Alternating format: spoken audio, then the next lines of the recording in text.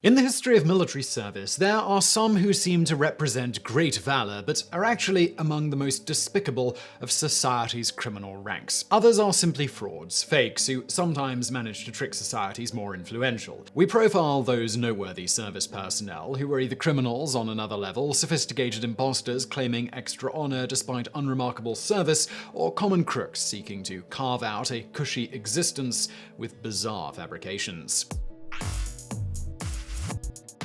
Number 10.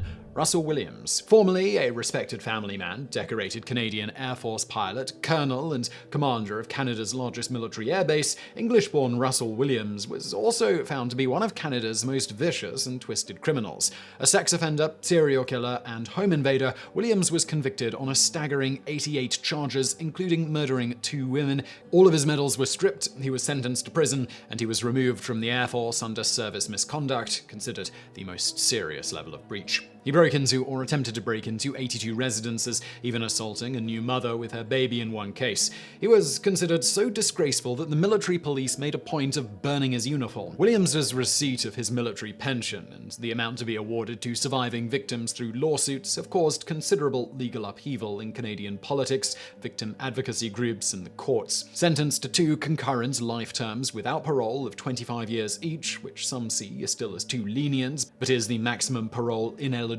term in Canada, Williams had been highly honored and held great responsibilities, even flying royalty, including Queen Elizabeth II. While in custody, he attempted suicide with a stuffed toilet paper roll. Number 9.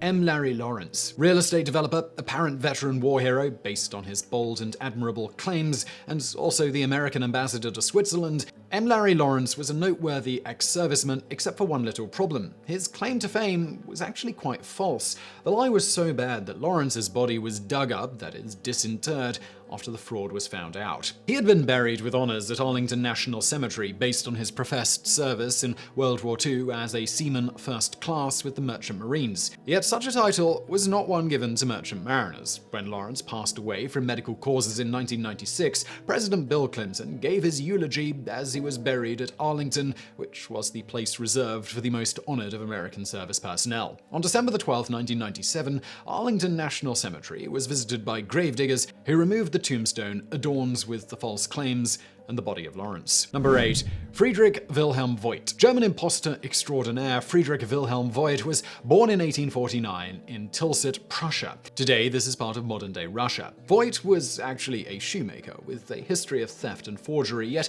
he portrayed himself as a prestigious officer of the Prussian military. With his bogus qualifications and pretense of militant authority, Voigt did not just seek recognition like many military imposters do. Instead, pretending to be a captain, which led to his dubious title, Der Hauptmann von Köpenick, or the Captain of Köpenick, Voigt embarked on a heist that could only be described as audacious and spectacular. Claiming his military authority, backed by a flea market-sourced captain's uniform, he not just robbed the town of Köpenick, but made arrests under bogus authority, detaining the treasurer and mayor, then making off with 4,000 marks from the treasury. He became a folk hero in later years after serving a small amount of prison time, despite the significance of the crime, due to a pardon by Kaiser Wilhelm II. Voigt remains immortalized by a statue in the community where the crime took place. Number 7. Jack Livesey. Jack Livesey advised filmmakers on military depiction best practices and wrote historic literature, all based on his 20-year history as a parachutist with the British Army. Except that while he did indeed serve, he was simply a cook. We will let you decide whether jumping over enemy territory or stirring soup better qualifies you to write and speak authentically from the perspective of a war hero. Livesey was described by the BBC as a historian who boasted about his exploits through the use of a website. Based in Cambridgeshire, Livesey stated on his website that he joined the army where, thanks to his shooting skills, he found himself in the parachute regiment. The bogus exploits took him far enough to be interviewed by the BBC when they were honouring the 25th anniversary of the Falklands War. His further claims consisted of winning the military medal while in the parachute regiment, unsurprising given the embellished description of his excellence. His website went on to declare this was his life for the next 20 years, including 5 tours of duty in Northern Ireland where he won the MM and the Falklands War where he served with the 2nd Battalion. Number 6. George Dupre. George Dupre was a Canadian who claimed he had been a British Special Operations executive who was deployed in World War II. He also claimed to have worked with the French resistance. Yet that was quite far from the truth. His claims were extraordinary, and they centered on his supposed personal crusade against the Nazi regime. Allegedly, the brave Dupre went up against the Reich disguised as a village idiot, and suffered torture from the German Gestapo as his punishment. Only there was no Gestapo encounter for Dupre in his life. The story had been broadcast widely in Canada and told to scouts and service clubs, fascinating audience members of all ages. The story of Dupre as an agent had been made into a book by former war correspondent Quentin Reynolds in 1953 titled The Man Who Wouldn't Talk. Sales took off, so when the hoax was revealed, the desire to take the book out of circulation was not there. Enterprising publishers simply moved the book into the fiction section, and it continued to sell well. Number 5. Joseph Ellis. A well-liked American professor, Joseph Ellis won a Pulitzer Prize as a historian and writer, yet he had been trying to inspire students with stories of his time as an American soldier in the Vietnam War while teaching at Mount Holyoke in Massachusetts. He authored his book, Founding Brothers, The Revolutionary Generation, which won him the Pulitzer, yet it only took a couple of months before an article written in the Boston Globe revealed the phony stories of military service peddled by Ellis. The punishment for the charade came through his academic overseers and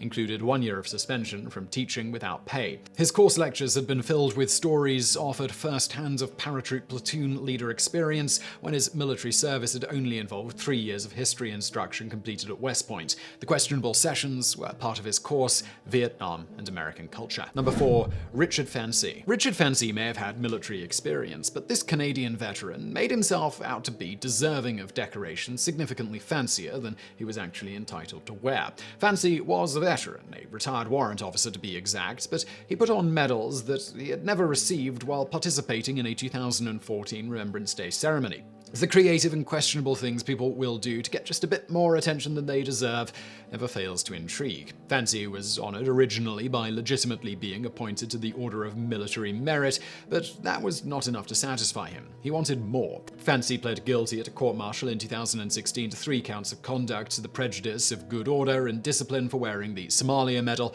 General Campaign Star, Southwest Asia Medal, and also the Operational Jump Wings in the role of Squadron Sergeant Major of the Halifax Rifles on Remembrance Day. Not one of those medals were his to wear. As a result, Fancy was stripped of his military merit in the ensuing legal proceedings by Governor David Johnson. Number 3. Kenneth James French. Sometimes getting dates of service wrong ends up in a red flag. Wearing medals that are too historic can only further heighten suspicions. A certain RCMP officer, who was also a veteran himself from the Afghanistan conflict, was on his honeymoon, but still had policing on his mind. He noted a strange veteran by the name of James French, whose service was described in a media article accompanied by a photo which of course displayed his medals. Yet the officer was struck by the discrepancy between the dates of service claimed by Mr. French and the dates that should apply to the medals in the photo.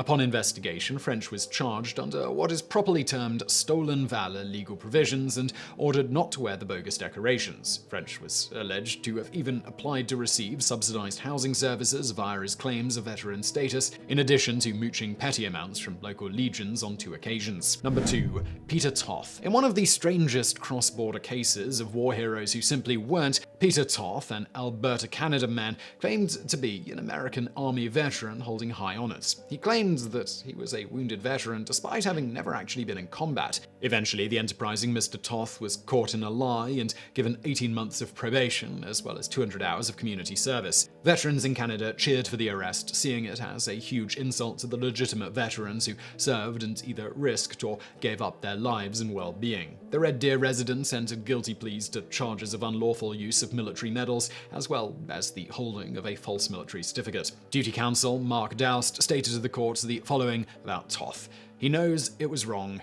He accepts responsibility. Stolen Valor Canada was the organization that first identified Toth as a potential fraud. No less than 10 veterans were at the hearing to see justice served. Number 1. Jonathan Keith Jack Idema. Few fake war hero stories are as strange and pathetic, yet fully nefarious, as that of Jonathan Keith Jack Idema. He was indeed a US Army Reserve Special Operations officer, non-commissioned, yet he engaged in atrocious behavior as a sort of self-proclaimed terrorist hunter. Acting like a terrorist himself, Idema captured and tortured targets under the auspices of his self-created role as the overseer of a secret prison camp he established himself. He was allegedly hostile towards Afghan people in general, broadly using the terrorist label. The game was up when Idema was tried and found guilty of torture of Afghan citizens and operating the private prison. While the Afghan government imprisoned him for a term that was to be 10 years, President Hamid Karzai pardoned him in 2007. The initial scene discovered had been horrific, with captives hung upside down, tied to chairs and beaten. These crimes were justified by Idema under what was found to be a blatantly false claim